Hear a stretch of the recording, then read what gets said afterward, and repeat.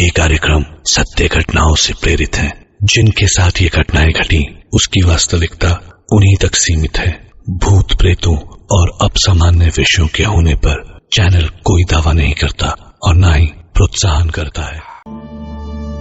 India के top 5 haunted places में से एक है। सूरत से 21 किलोमीटर की दूरी पर लोकेटेड डुमस बीच।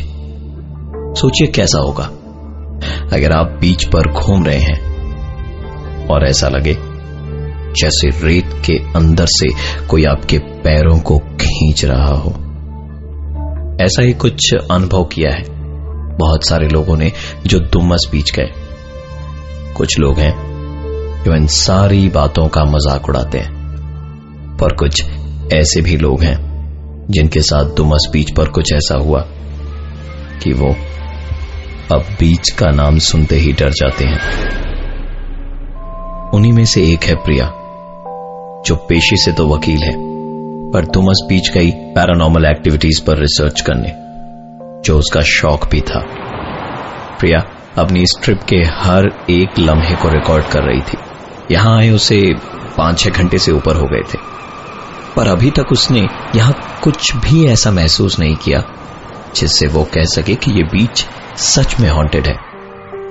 2 चीजें जो उसे बड़ी अजीब लगी वो थी बीच पर क्रिमेशन ग्राउंड, यानी वो जगह जहां मुर्दों को जलाया जाता है, और दूसरी यहां की काली मिट्टी।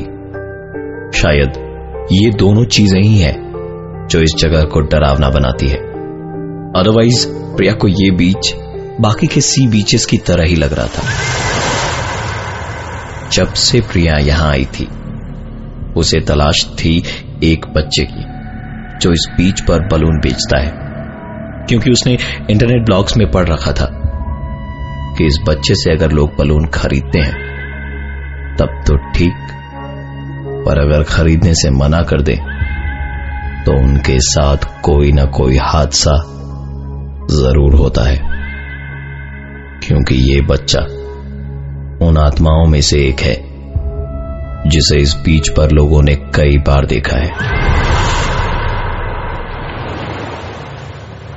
शाम 7:30-8 बजे जब थक हार कर प्रिया वापस होटल जा रही थी तो पीछे से एक बच्चे ने आवाज दी,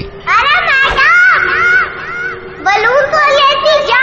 प्रिया पलटी तो एक बच्चा हाथों में बलून लिए बड़ी मासूमियत से उसकी तरफ देख रहा था। प्रिया उसके पास गई और कहा, तो तुम ही हो वो भूत जो इधर बलून बेचता है और लोगों को डराता है। बच्चे ने तुरंत जवाब दिया, मैडम भूत तो नहीं हूं, पर इसी डर से लोग मेरे बलून खरीद लेते हैं और मेरा काम भी निकल जाता है। प्रिया के चेहरे पर हल्की सी मुस्कान आ गई। उसने 5-6 बलून खरीद लिए और सीधा होटल पहुंच गई। उसने सारे बलून कमरे में रखे और बाथरूम में नहाने चली गई। प्रिया बाथटब में लेटी नहा रही थी और दिमाग में डुमस बीच और उस बच्चे की तस्वीरें घूम रही थी कि पानी का लेवल कब उसके कानों को पार करता हुआ उसके नाक तक पहुंचा और फिर उसके चेहरे को डुबा ले गया, उसे पता ही नहीं चला। प्रिया पानी के अंदर हाथ पांव मारती रही, छटपटाती रही। उसे ऐसा लग रहा था मानो कोई उसे अंदर से खींच रहा हो। वो चाह कर भी अपने चेहरे को बाथटब से बाहर नहीं निकाल पा रही थी कि तभी अचानक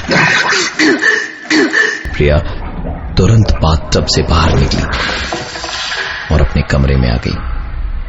कमरे में पंखा चल रहा था, इसलिए वहां पड़े बलून हवा में उड़ रहे थे। प्रिया ने तुरंत कमरे का पंखा बंद करके एसी ऑन कर दिया। डुमस बीच तो नहीं, पर प्रिया को अपना ये कमरा हॉन्टेड लग रहा था, इसलिए उसने तुरंत अपना कैमरा ऑन करके उसे रिकॉर्डिंग मोड में डाल दिया। प्रिया ने अपना डिनर कंप्लीट किया और जल्दी जल्दी सोने चली गई। देर रात उसकी नींद टूटी बलून की आवाज से। प्रिया ने कमरे की लाइट जलाई तो वो आवाज उसने ठीक अपने कान के पास में सुनी। जबकि बलून उससे काफी दूर थे। और इस तरह की आवाज तभी आती है जब कोई बलून पर अपने हाथ फिराता हो। लेकिन इस वक्त कमरे में प्रिया के अलावा और कोई नहीं था।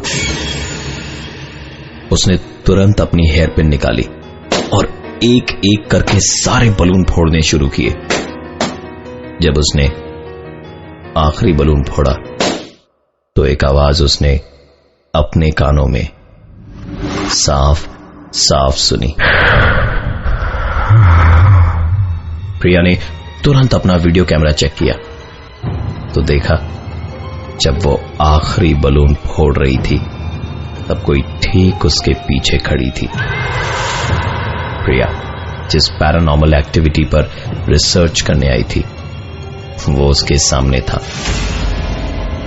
इससे पहले कि प्रिया कुछ सोच पाती उसके कमरे का लैंडफोन बजा। दूसरी तरफ से आवाज आई, madam it's a wake up call, आपने कहा था कि 1 बजे उठा देना। घड़ी की तरफ नजर गई तो रात के 1 बजे थे। दरअसल दिन में प्रिया को डुमस बीच पर उसके हॉन्टेड होने का एहसास ही नहीं हुआ था, इसलिए उसने देर रात डुमस बीच का चक्कर लगाने की सोच रखी थी। कैमरा, टॉर्च जैसे काम के सामान लेकर प्रिया रात के अंधेरे में ही बीच की ओर निकल पड़ी। जैसे जैसे वो आगे बढ़ रही थी समंदर की आवाज और तेज होती जा रही थी। बेखौफ सी प्रिया जब बीच पर पहुंची तो उसने अपने पीछे से आती एक आवाज को सुना।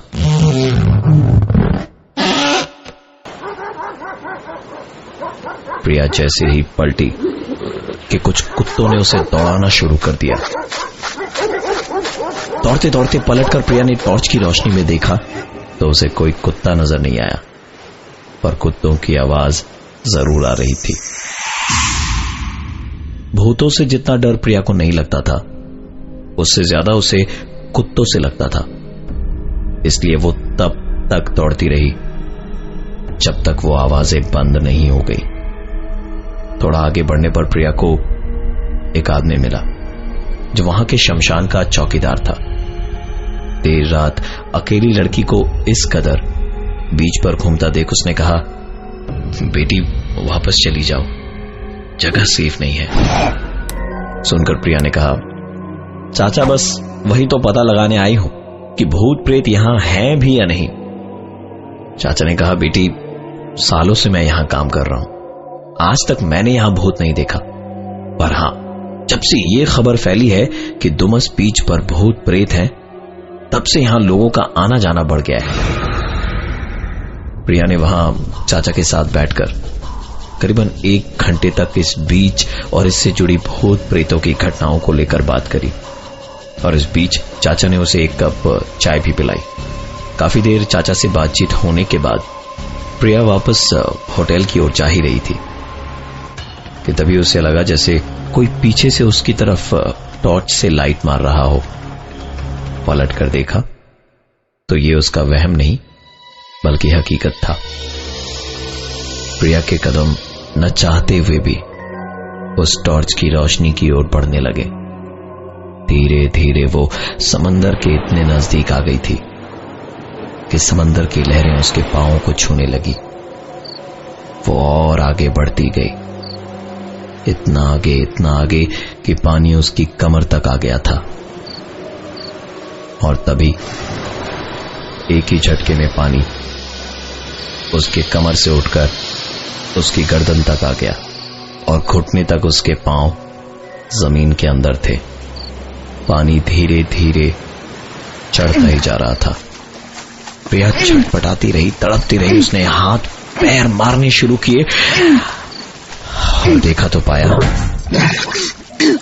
कि वो बाथटब में थी और उसे अपने ही इस सपने पर यकीन नहीं हो रहा था, क्योंकि फर्श पर बाईं तरफ थी एक चलती हुई टॉर्च और बाथटब की दाहिनी तरफ चाय का एक डिस्पोजेबल कप।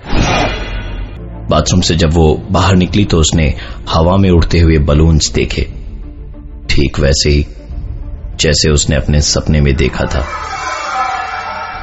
प्रिया ने हेयर पिन निकाली और 5 बलून फोड़ दिए, पर छठे वाले को छोड़ दिया, क्योंकि अपने सपने में जब उसने छठे बलून को फोड़ा था तो बलून फटने की नहीं, किसी के सांस लेने की आवाज सुनी थी। और जब वीडियो देखा था तो उस वीडियो में उसके ठीक पीछे कोई था। प्रिया ने छठे बलून को साइड रखते हुए कहा, मैं जानती हूं तुम मुझसे क्या करवाना चाहती हो। और तभी कमरे का फोन बजा, ठीक वैसे जैसे उसके सपने में बजा था। प्रिया ने फोन का तार निकाला और अपना कैमरा, टॉर्च सब लेकर बीच की ओर निकल पड़ी। समंदर प्रिया के बिल्कुल नजदीक था और ठीक उसके सपने की ही तरह उस मोड़ पर उसे अपने पीछे वो आवाज सुनाई दी।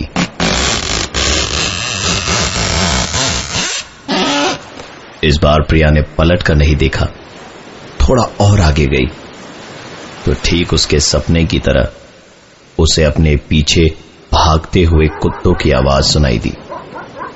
प्रिया इस बार न तो मुड़ी न ही उसने भागना शुरू किया।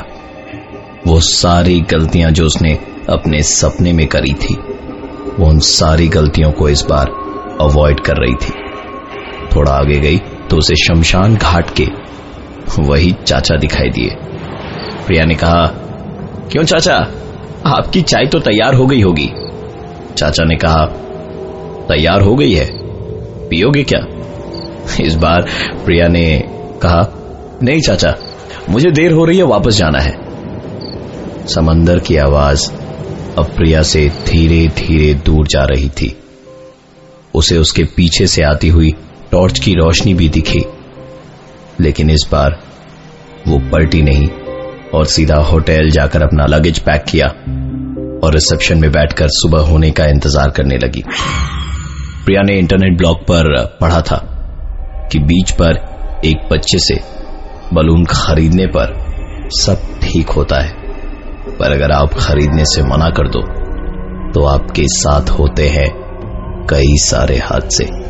प्रिया ने 1 नहीं 2 नहीं 5-6 बलून खरीदे थे और उसे अपने साथ होने वाले हादसों की वार्निंग भी मिली अपने सपनों में। बच्चा भूत है या नहीं, इस पर आज भी एक सवालिया निशान है। पर सुबह जब प्रिया बस स्टैंड में बस में बैठी थी तो वही बच्ची हाथों में बलून और चेहरे पर मुस्कान लिए उसे बाय बाय कर रही थी। बलून को